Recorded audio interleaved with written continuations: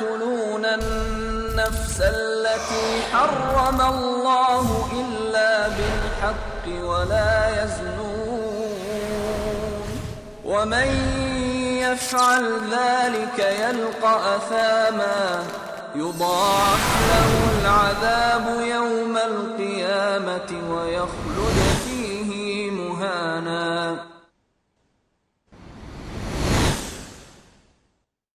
अस्सलाम वालेकुम नाजरीन, मैं दानिश जावेद आपका इस्तकबाल करता हूं आपके हर दिल अजीज प्रोग्राम हालात में। आइए हम अपने टॉपिक की तरफ चलते हैं। आज का हमारा टॉपिक है हिंदुस्तानी सियासी पस मंजर में क्या मुसलमान महज एक वोट बैंक है।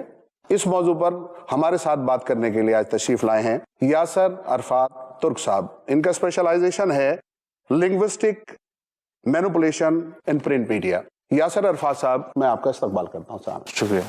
दोस्तों, हमारे दूसरे पैनलिस्ट हैं विवेक बंसल जी, अलीगढ़ के एक्स एमएलए हैं, मशहूर सियासी नाम है विवेक बंसल जी का, किसी तारुफ का मोहताज नहीं है। मैं उनका इस्तकबाल करता हूं। विवेक बंसल जी, आपका इस्तकबाल है। हमारे अगले पैनलिस्ट हैं दोस्तों फरहत अली खान साहब, officer on special duty Jamia Urdu Aligarh. मुद्दतों से तालीम के मामलात में बड़ा काम कर रहे हैं, खासकर मुसलमान बच्चों की तालीम और तालीम के साथ साथ उनको सरकारी नौकरियों से जोड़ने के मामले में आपका कोई सानी नहीं है। फरहत साहब, मैं आपका इस्तकबाल करता हूं। Last but not the least हमारे साथ हैं जैद खालिद पटेल साहब, मशहूर और मारूफ इस्लामी स्पीकर हैं। पिछले कई सालों से, तकरीबन 1995-96 से हिंदुस्तान और बैरून मुल्क इस्लामी कंसेप्शंस को अपनी तकरीरों के जरिए क्लियर करते चले आ रहे हैं। मैं आपका इस्तकबाल करता हूं जैद साहब। आइए हम अपने टॉपिक की बाकायदा इब्तदा करते हैं और शुरुआत करते हैं बंसल साहब से, क्योंकि बंसल साहब का सियासी बैकग्राउंड है और एक मजबूत सियासी बैकग्राउंड है। आपका ताल्लुक कांग्रेस पार्टी से है। बंसल साहब, मैं आपसे जानना चाहता हूं, क्या वाकई में हिंदुस्तान में मुसलमान एक सियासी वोट बैंक है? देखिए, मैं कुछ आपकी बात से मुत्तफिक हूँ और कुछ से नहीं हूँ। देखिए, जमहूरियत है, जमहूरियत में सिर्फ मुस्लिम ही क्यों, हर तबका हर फिरका वोट बैंक होता है। ये कहना में बड़ा अजीब सा लगता है, पर लेकिन हकीकत की दुनिया में ये सही बात है कि जमहूरियत का नाम ही ये है, जमहूरियत की खसूसियत ही ये है कि वोट पे होता है सब कुछ। जिसकी जितनी संख्या भारी उतना उसकी भागीदारी, जैसे सुना होगा आपने। तो वोट आप सिर्फ कहें कि मुस्लिम तबके को ही वोट बैंक समझा जाता है, और भी है, शेड्यूल कास्ट है, और भी जो फिरके हैं वोट बैंक ही है सब। पर सवाल ये उठता है कि उसके साथ साथ आप उनको जो वादे करते हैं उनको आप डिलीवर कर पाते हैं कि नहीं। उसको गुमराह करने की, और जिस तरीके से आज एक चलन हो गया है कि यू शो द मून, लोगों को सपने बेचे या ख्वाब दिखाए और आज उसे अमली जामा पहचाने में दुश्वारियां, तो ये नहीं होना चाहिए जमहूरियत में।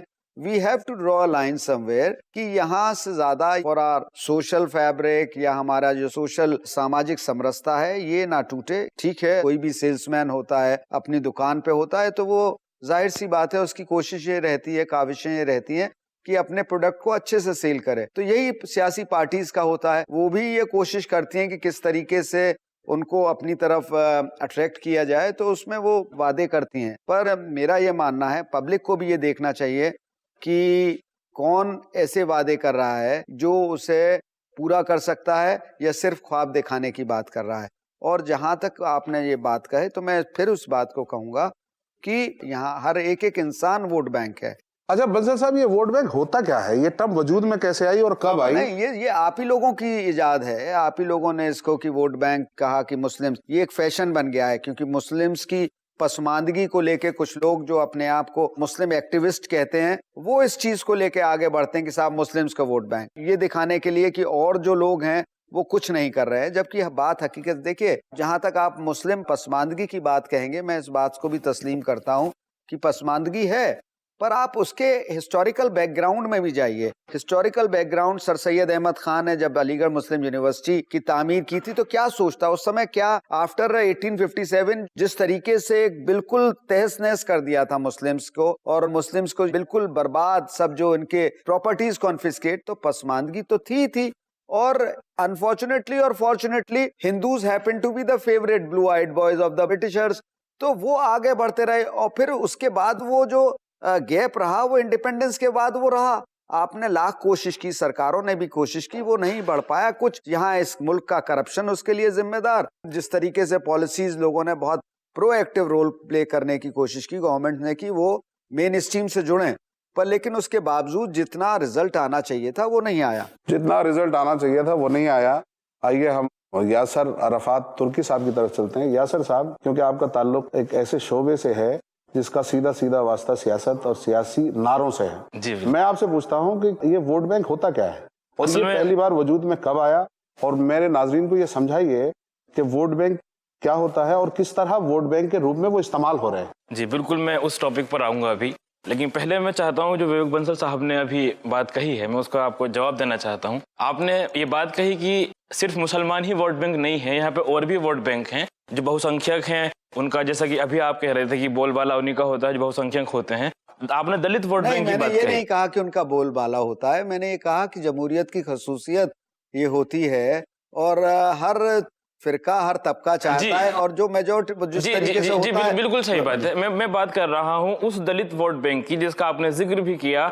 आज दलित वोट बैंक, दलित का वोट है, उनका राइट है पूरा वोट डालने का, उसके बावजूद आज उनके पास रिजर्वेशन है जो कि मुसलमानों के पास नहीं है, और आज मुसलमानों की तादाद और दलित की तादाद में कोई ज्यादा फर्क नहीं है। मेरा पहला पॉइंट। दूसरा आपका पॉइंट था, आपने जो कहा कि जब 1857 में मुसलमानों को तहस नहस कर दिया और मुसलमानों के साथ जो हालात हुए, जो अंग्रेजों ने जिस तरीके से उन्हें खत्म किया, उसके बाद जो हिंदू लीडरशिप में आया वो कौन सा हिंदू था? वो आप ही की कांग्रेस पार्टी थी जो लीडरशिप में आई। उसके बाद कांग्रेस ने क्या किया हमारे साथ में, मुझे बताइए। पहली अभी आपने तीसरा कार्ड खेला, यहाँ पर जो खेला है वो तीसरा ये है, आपने मुस्लिम वोट बैंक के नाम पर आपने सीधा निशाना बीजेपी को मारा है यहाँ पर कि जो हालात इस वक्त हो रहे हैं। आप सीधा आपने बीजेपी का नाम नहीं लिया, लेकिन आप बीजेपी को पॉइंट आउट कर रहे हैं। कांग्रेस कितना इससे पीछे है आप मुझे बताइए। हम आजादी के बाद से कांग्रेस के साथ लगे हुए हैं। मेरा कहने का मकसद ये था कि आपने जो बात कही vote bank needs to be defined. Vote bank तो जिस कॉन्टेक्स्ट में इन्होंने कहा, मैंने ये कहा कि वोट बैंक तो सब हैं।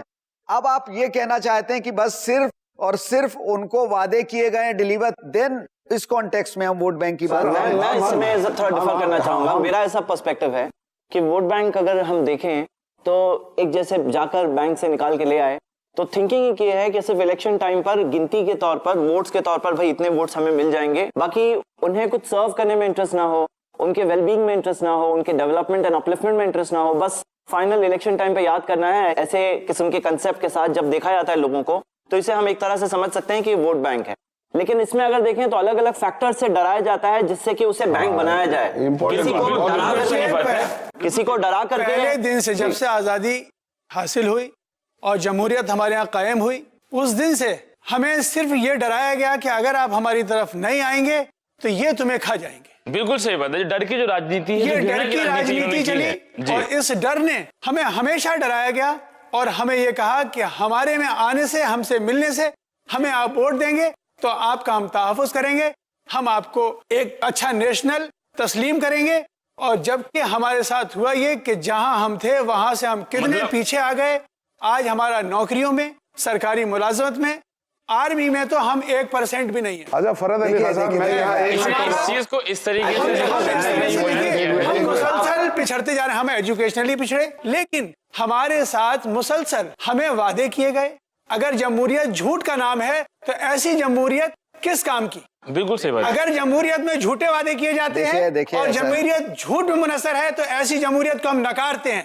हम सिर्फ सच की जमहूरियत को मानते हैं। दूसरी बात सच्ची अगर जमहूरियत है तो जो वादे करे जाए वो पूरे करे जाए। जो हमारे हमसे वादे किए गए थे, जो हमें जहाँ खड़ा किया गया था, वो वादे पूरे होने चाहिए थे। वो कोई वादे पूरे नहीं हुए। आज हमारी हालत दलित से कहीं बदतर हो गई। सच्चर कमेटी रिपोर्ट सिखा है आप या मैं नहीं, सच्चर कमेटी रिपोर्ट ये बात टोक रहा हूं।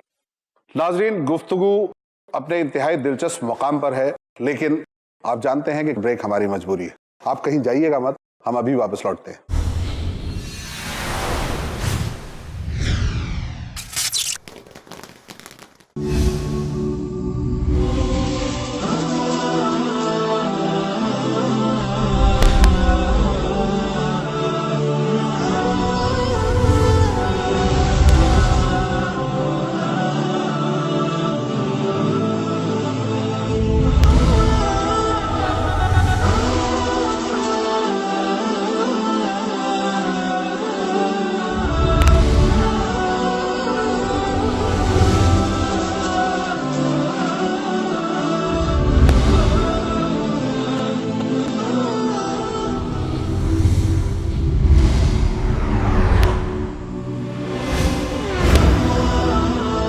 इन तमाम मौज़ूआत की करने वज़ाहत आ रहे हैं non stop advocate Faiz Syed 14 मई से हर इतवार रात 8 बजे सिर्फ i+ टीवी पर। बेहतर जिंदगी के लिए अल्लाह के एक होने का इकरार। अल्लाह ने फरमाया मैं तन्हा हूँ, न मैंने किसी को जन्म दिया, न मुझे किसी ने जन्म दिया, और न मेरा कोई हमसर और बराबर है। इंसानियत और अमन का प्रचार। ए लोगो, सलाम को आम करो, आपस में सिला रहमी करो। नफ्स को शर से महफूज रखने की हिदायत। आखिरत की अबदी जिंदगी के सामने दुनिया की जिंदगी की कोई हैसियत नहीं है। तकवा और परहेजगारी की दावत। इससे पहले कि वो घड़ी आए जब बंदा ये कहे कि ऐ परवरदिगार, अगर तूने मुझे और दुनिया में मौका दिया तो मैं नेक बन जाऊंगा, लेकिन उस वक्त कोई मौका नहीं दिया जाएगा। पैगाम कुरान जानिए शेख सुल्तान सैफ मोहम्मदी के साथ जल्द आ रहा है सिर्फ i+ टीवी पर। बेहतर जिंदगी के लिए। दीन फॉर टीन्स। देखिए निसार नडियाडवाला के साथ टीनेजर्स के लिए ऐसा सबक जो जिंदगी की सच्चाई को इस्लाम की नजरों से महसूस करा दे। हर जुमा दोपहर 3:30 बजे और शाम 7 बजे सिर्फ i+ टीवी पर। बेहतर जिंदगी के लिए। अपने DTH और केबल ऑपरेटर से आज ही संपर्क करें। Free to air.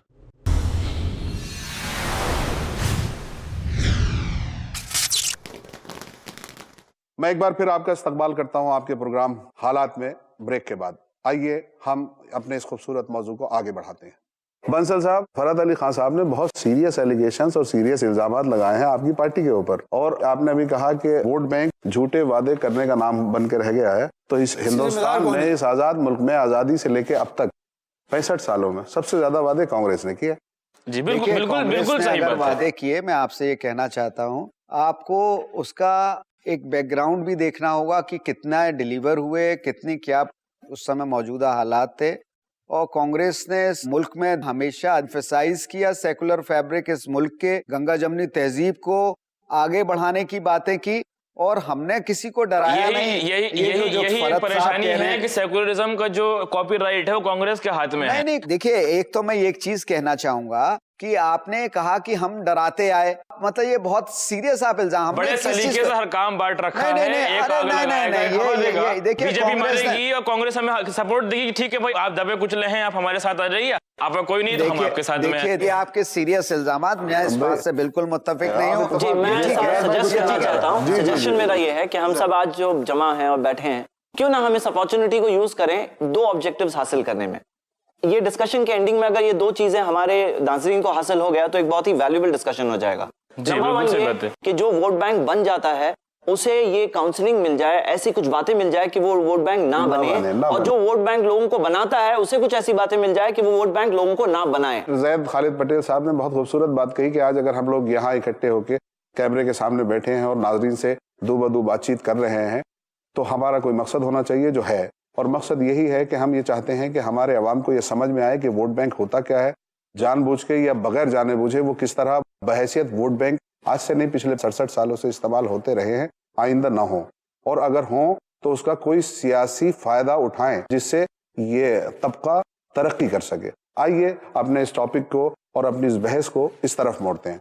सबसे पहले हम जैद खालिद साहब की तरफ चलते हैं। जैद भाई, मुझे ये बताइए कि ये जो सियासी वोट बैंक की जैसे कि हम बात करते हैं, to the best of my knowledge 1956 में पहली बार हिंदुस्तान में ये लफ्ज इस्तेमाल किया गया, वोट बैंक। मैं राइटर का नाम बोल रहा हूँ, कोई राइटर थे, उनकी एक रिपोर्ट थी साउथ इंडिया के, उन्होंने पहली बार ये लफ्ज इस्तेमाल किया और होते होते 10-20 सालों में ये हिंदुस्तानी सियासी डिक्शनरी में अडॉप्ट कर लिया गया।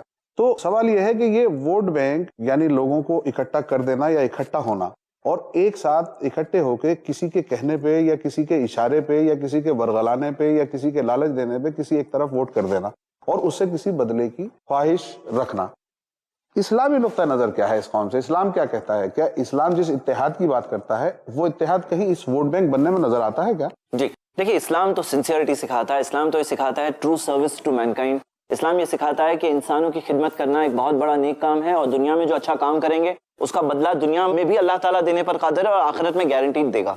तो दुनिया और आखिरत दोनों की भलाई है। और जैसे हम देखते हैं कि आज अगर कोई पार्टी है जो लोगों को इस नजर से देखती है कि कैसे हम इनको वोट बैंक बनाएं, कैसे टाइम बीइंग हम इनके वोट्स ले लें, अगर वो ऐसे सोचने की जगह अगर ये सोचते कैसे हम इन्हें सर्व करें, कैसे हम लोगों की खिदमत करें, कैसे हम सबकी भलाई करें, तो उन्हें पावर में तो आना ही है। उन्हें पावर में आना है और पावर में लॉन्ग टर्म तक लास्टिंग पावर में आना है। तो हम ये देखते हैं कि ये चीज से मैं बंसल साहब से बिल्कुल सहमत हूं कि सिर्फ मुस्लिम्स के साथ नहीं है। अगर आप एक तरह से देखेंगे तो जब हिंदुओं के अंदर हेट्रेड एक पैदा की जाती है और जब हेट्रेड पैदा करके उस बुनियाद पर उनके वोट्स को एनकैश किया जाता है, ना कि डेवलपमेंट की बुनियाद पर, ना कि कुछ प्रोग्रेस की बुनियाद पर, बट बिकॉज ऑफ हेट्रेड की बुनियाद पर या एक पर्टिकुलर कम्युनिटी के लिए हेट्रेड क्रिएट करके जब किया जाता है, तो एक तरह से देखा जाए तो उन्हें भी एक्सप्लॉइट किया जा रहा है। उनका खुद का बैकवर्डनेस, उनकी खुद की बैकवर्डनेस, बल्कि इस कंट्री की बैकवर्डनेस की वजहों में से ये भी वजह है। बिल्कुल इसी तरह किसी को पैसे देकर जब खरीदा जाता है, लोग अपने शॉर्ट टर्म बेनिफिट के लिए लॉन्ग टर्म बेनिफिट बेच देते हैं। लॉन्ग टर्म 5 साल के बेनिफिट को शॉर्ट टर्म कुछ पैसों के लिए बेच देते हैं। कभी कभार कोई रीजन की बुनियाद पर वोट बैंक होती है, कोई कास्ट एंड कम्युनिटी की बुनियाद पर वोट बैंक होती है। और ये वोट बैंक सिस्टम की वजह से आज कंट्री का इतना ज्यादा जो हम बैकवर्ड हैं, वो उसकी वजहों में से एक बहुत बड़ी वजह वोट बैंक पॉलिटिक्स ही है। चाहे वो टर्मिनोलॉजी कभी भी इन्वेंट हुई हो, लेकिन ये कंसेप्ट तो बहुत पुराना, जब से पॉलिटिक्स चल रही है तब से ये कंसेप्ट इस तरह से लोगों में पाया जाता है। देखिए, मैं फरज साहब टोक रहा हूँ आपको, मैं बहुत ज्यादा हैरान हूँ। जैद खालिद साहब की बात से बात निकलती है कि मैं बहुत ज्यादा हैरान हूँ कि हिंदुस्तान की आबादी की सबसे बड़ी माइनॉरिटी, या मैं ये कहता हूँ कि सेकंड बिगेस्ट मेजॉरिटी मुसलमान 13 पॉइंट समथिंग जो है 13.4 या 5%, उनका खौफ दिखा के मेजॉरिटी को इस्तेमाल किया जा रहा है। How come? बंसल साहब, ये कैसे मुमकिन है? फरज साहब, आपका ताल्लुक एजुकेशन और एम्पावरमेंट से है, आप बताइए कि वो क्या कारण है, वो क्या रीजंस हैं कि ये एक बड़ा तबका छोटे से डराया जा रहा है और छोटा तबका बड़े से डराया जा रहा है? ये लोग डर क्यों रहे हैं? देखिए, हमेशा बड़ा तबका कभी खौफ में नहीं रहता। जहां मेजोरिटी ज्यादा होती है वो खौफ में नहीं, वो इत्मीनान से रहते हैं। जो माइनॉरिटी होती है वो हमेशा खौफ में रहती है। उसको ये लगता है कि हमारा हक, जो भी ताकतवर होता है, शुरू से उसूल चला आया, ताकतवर ने कमजोर का हक मारा है और यही लड़ाई चलती चली आई है। हमेशा कमजोर डरता रहा और कमजोर को ताकतवर लोगों ने, क्योंकि ताकतवर में भी कई तबके थे, उन तबकों में यह हुआ कि हमें अपनी तरफ इसको लेंगे, क्योंकि मेजोरिटी में भी इस तरह का था कि उसमें कई पार्टीज थी। उन पार्टीज ने अपनी तरफ सेकंड नंबर की जो मेजोरिटी थी उसको अपनी तरफ रागिब करने के लिए उन लोगों से डराना शुरू करा और ये कहा कि ये तुम्हारे लिए बहुत नुकसानदेह हैं, अगर तुम हमारी तरफ नहीं आते हो तो तुम्हारा तहफ़्फ़ुज़, तुम्हारी फलाह बहबूद हम में है, इनमें नहीं है। हमें लालच दिए, बिल्कुल हमें लालच दिए जी, और ये कहा कि हम तुम्हें एजुकेशनली, फाइनेंशियली और अपने मुल्क में हिस्सेदारी बराबर देंगे जितना तुम्हारा हक है। हमें आज जितना परसेंटेज हम हैं, जितना आज़ादी में हमारा ताउन रहा, जितना हम रेवेन्यू देते हैं, हमारी हिस्सेदारी उसके मुकाबले में 2% भी नहीं है। हमने कांग्रेस को हमेशा सपोर्ट किया और कांग्रेस के छलावे में हम हमेशा आए और आज भी हम ऐसी सिचुएशन में हैं कि उसके अलावा हमारे पास कोई ऑप्शन नहीं दिखाई। बिल्कुल। दूसरी बात इसमें ये होगी कि बंसल साहब जवाब दें। बंसल साहब, बड़े सीरियस एलिगेशंस है कांग्रेस पे, और इसलिए है कि पूरे 65-67 साल इस कौम ने कांग्रेस को अपनी एक पेरेंट बॉडी समझ के इसका साथ दिया।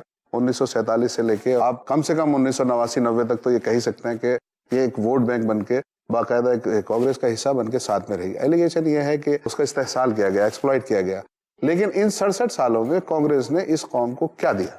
देखिए, सबसे बड़ी चीज है, मैं आपको एक चीज बताऊं दानिश साहब, कि जहां तक आप देने की बात कर रहे हैं तो बहुत से तबके इस बात को कह सकते हैं इस मुल्क में आजादी के बाद उन्हें कुछ नहीं मिला। बहुत सी आप मिसाल दे दीजिए। मैं मिसाल भी देता हूं। आप शेड्यूल कास्ट को ही आप अगर लेके चलेंगे तो डिस्पाइट द रिजर्वेशन जो उनको मिलना चाहिए था वो नहीं मिल पाया है। और जहां तक आपने ये कहा कि साहब कांग्रेस से क्या नहीं मिल पाया शेड्यूल कास्ट को? नहीं, जो आप उनकी परसेंटेज आज भी देखिए, अनटचेबिलिटी इसके बावजूद की कॉन्स्टिट्यूशन ने बैन की हुई है, क्या अनटचेबिलिटी आज नहीं चल रही है? तो आप ये बताइए कि जो अनटचेबिलिटी को प्रैक्टिस कर रहा है क्या सिर्फ बीजेपी वाला है? क्या कांग्रेस में नहीं? कांग्रेस में ये नहीं कह रहा। आवाम के एक जो जहन है वो जिस तरीके से आजादी के 70 साल बाद आज ग्लोबलाइजेशन हो रहा है वो नहीं हो पा रहा है। जहन नहीं लोगों के जितने खुले होने चाहिए, और यही वजूहत है कि आज जिस तरीके से कम्युनल वायलेंस और इस तरीके के जो चीजें आती रही हैं या होती रही हैं। सर, मैं बंसल साहब एक मिनट आपको ये बताना, एक मिनट टोक रहा हूँ, आपकी बात से बात निकल रही है, मैं आपको एक मिनट टोक रहा हूँ। जब हम बात करते हैं मुस्लिम वोट बैंक एंड अदर्स की, 13.5% और बाकी बची हुई परसेंटेज, तो बाकी बची हुई परसेंटेज में सब लोग आ जाते हैं। जी जी, पूरी अदर देन मुस्लिम कम्युनिटी आ जाती है। तो अगर हम वहाँ दलित की बात करें या कोई और तबके की बात करें, यकीनन उन्हें नहीं मिला तो मिला भी बहुत कुछ है। मैं जानना, एक मिनट सर, आपने कहा कि आपने कहा कि एक मिनट सर, मैं कंप्लीट, मेरा सिंपल सा एक पॉइंट ये है कि आपने अभी कहा, अभी की जबान से एक बात अदा हुई कि अगर रिजर्वेशन को छोड़ दें तो और दलितों को क्या मिला। मेरा सवाल यह है कि मुसलमानों को तो ये रिजर्वेशन भी नहीं मिला। मेरा यह कहना है कि जो लोग खौफ की वजह से एक पर्टिकुलर पार्टी को चूज करते हैं, नॉट बिकॉज ऑफ आगे के प्रोस्पेक्ट्स, वो पार्टी आगे क्या प्रॉमिस कर रही है, बस सिर्फ एक प्रोटेक्शन की बात होती है। तो कहना तो यह है कि मूसा अलैहिस्सलाम फिरौन के घर में रहकर प्रोटेक्टेड थे, प्रोटेक्शन अल्लाह के हाथ में है। ये बात को समझना, जब तक कम्युनिटी बात नहीं समझेगी ना, तब तक सही डिसीजंस नहीं ले पाएगी। 5 साल बाद इलेक्शन के टाइम पे सब ये बातें आती है, वोट बैंक पॉलिटिक्स वगैरह, ये एक 5वें साल का डिसीजन नहीं है, ये 5 साल की बातें हैं। देखिए, मुसलमान ने अपनी लीडरशिप शुरू से ही कांग्रेस के हाथ में दी जी, ये शुरू की बात है। आपका ऊपर हमने पूरा एतमाद किया और उस एतमाद को आपने हमें कहां पर पहुंचा दिया। एक चीज, उन्हीं की तरफ पे सूबाई हुकूमत, जितनी सूबाई पार्टी हैं, उन्होंने क्या कर रखा है कि हमसे जो वादे करते हैं उन वादों को पूरा करने के लिए उसका इम्प्लीमेंट करते हैं। इम्प्लीमेंट ऐसे भौंडे अंदाज से करते हैं कि इन्हीं का एक आदमी जाता है हाई कोर्ट पे, उसको रिट कर देता है। आज मुसलमानों की लोकल लीडरशिप है जो कॉन्स्टिट्यूंसीज के जिन्हें टिकट्स मिलते हैं, why they all are always submissive seculars. Submissive seculars, आप समझ रहे हैं ना मेरी बात को, जो आवाज नहीं उठा सकते, वो अपने आप को सबमिशन कर रहे हैं कि हमें गुलाम कौम है, हम आपके सामने अपना वोट बैंक लाकर आपको दे रहे हैं। We don't have that courage to speak. वल्लज़ीना ला यदऊन मअ अल्लाह